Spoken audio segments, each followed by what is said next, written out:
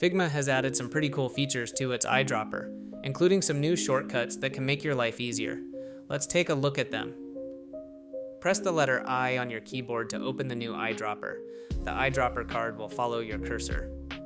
If you press Tab, you can see that the card shifts between the different types of color representation, such as hex, RGB, and HSL. Once you click, the color will be copied to your clipboard with the chosen type of representation. You can hold Control-Shift on Windows, or Command-Shift on Mac OS, then click on a color to open a new window where you can set that color as a variable, or as a style.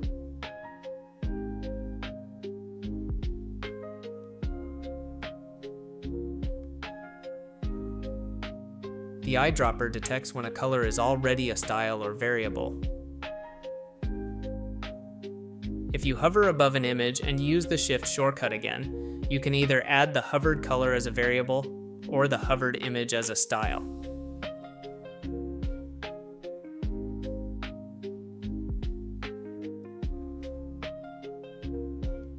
The same is true for gradients.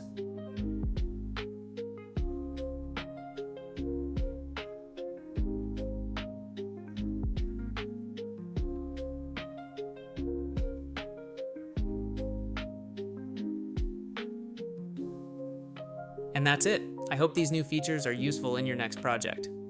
If you enjoyed this video, don't forget to share, like, and subscribe.